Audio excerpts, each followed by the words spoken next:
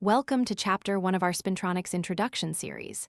In this chapter, we'll explore what Spintronics is and why it represents a revolutionary approach to electronics.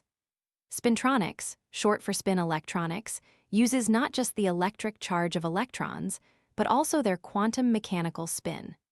This opens up entirely new possibilities for faster, more efficient, and non-volatile electronic devices. Let's start with the fundamentals of electron spin. Every electron has an intrinsic angular momentum called spin. Unlike classical rotation, spin is a purely quantum property.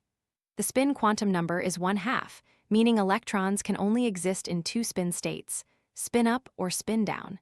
We can visualize these states on the Bloch sphere, where the north pole represents spin up and the south pole represents spin down. The electron's spin also creates a tiny magnetic moment. Here's what we'll cover in this chapter.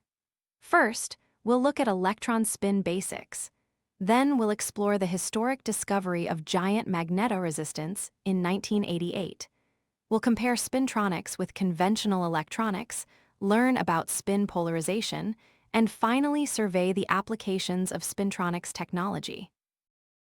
Electron spin is often compared to a spinning top, but it's fundamentally different. Spin is an intrinsic quantum property that doesn't correspond to actual physical rotation. The key feature is that spin measurements always give one of only two values, up or down. This binary nature is perfect for digital information processing, where we represent data as zeros and ones. Additionally, spin creates a magnetic moment, making electrons behave like tiny bar magnets. The Bloch sphere is a powerful visualization tool for spin states. Pure spin-up corresponds to the North Pole and spin-down to the South Pole. But quantum mechanics allows superposition states, which appear on the equator and other points on the sphere surface.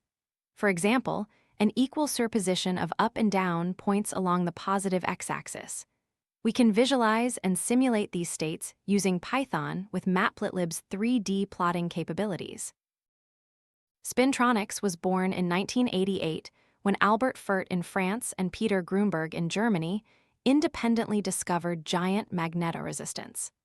They found that the electrical resistance of thin magnetic multilayers changed dramatically with magnetic field. This discovery was so important that both scientists received the Nobel Prize in Physics in 2007. The timeline shows how quickly GMR technology was commercialized. IBM demonstrated a GMR Redhead in 1995 and shipped the first GMR head hard drive in 1997. Giant magnetoresistance occurs in a trilayer structure of ferromagnet, non-magnetic metal, and ferromagnet. When the magnetizations of the two ferromagnetic layers are parallel, electrons with majority spin pass through easily, resulting in low resistance. When they're anti-parallel, both spin types encounter high resistance in one layer, giving high overall resistance. Early devices showed resistance changes exceeding 50%, which was giant compared to the few percent from conventional magnetoresistance effects. Now let's compare spintronics with conventional electronics to understand what makes spintronics special and why it offers advantages over traditional semiconductor technology. The key differences are significant. Conventional electronics uses only charge as the information carrier, while spintronics uses both charge and spin. This adds an extra degree of freedom. Importantly, spin-based memory can be non-volatile, retaining information without power. This enables zero standby power consumption. Furthermore, spin can potentially be manipulated at the single electron level, offering scaling possibilities beyond conventional limits. The materials are also different, with spintronics using ferromagnetic metals and magnetic oxides. Spin polarization is a crucial concept in spintronics. It measures the imbalance between upspin and downspin electrons.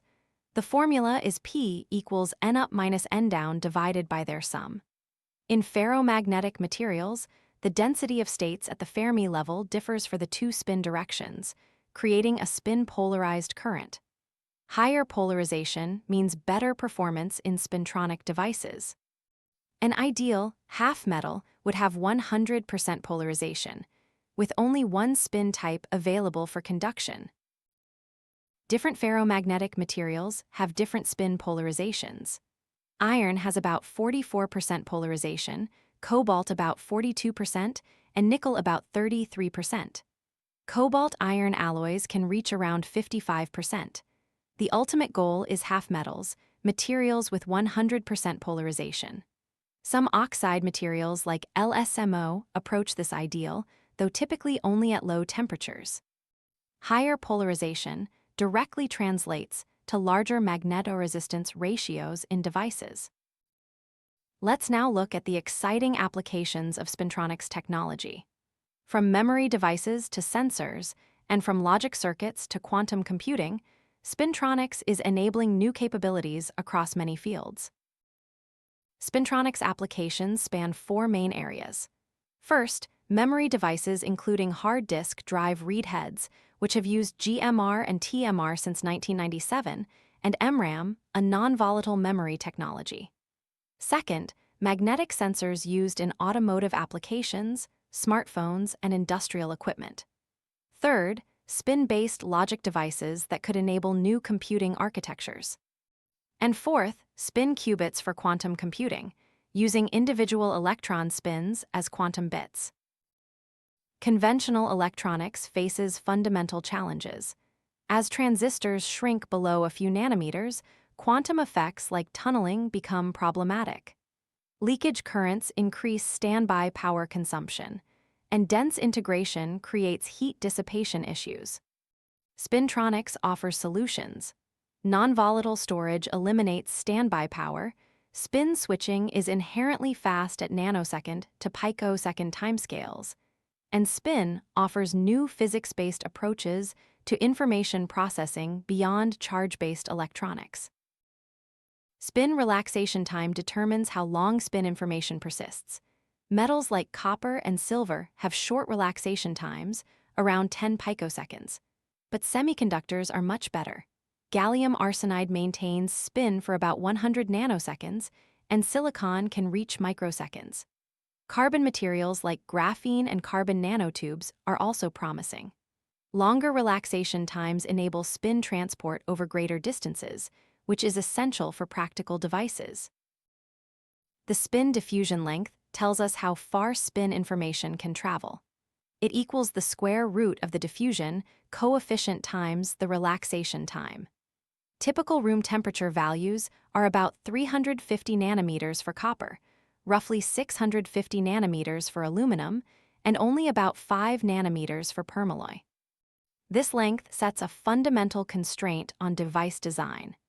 Spintronic devices must be smaller than the spin diffusion length to preserve spin information during operation. Let's summarize Chapter 1. Electron spin is a quantum property with two states, perfect for binary information. Spintronics uses both charge and spin, offering new capabilities. Giant magnetoresistance was discovered in 1988 and recognized with the Nobel Prize in 2007. Spin polarization characterizes a material's ability to produce spin-polarized currents, and spin diffusion length guides device design. In Chapter 2, we'll dive deeper into the physics of GMR, TMR, and the spin Hall effect. This concludes Chapter 1, What is Spintronics? You now have a solid foundation in the basic concepts. In the next chapter, we'll explore the detailed physics of GMR, TMR, spin injection, and the spin Hall effect. See you in Chapter 2.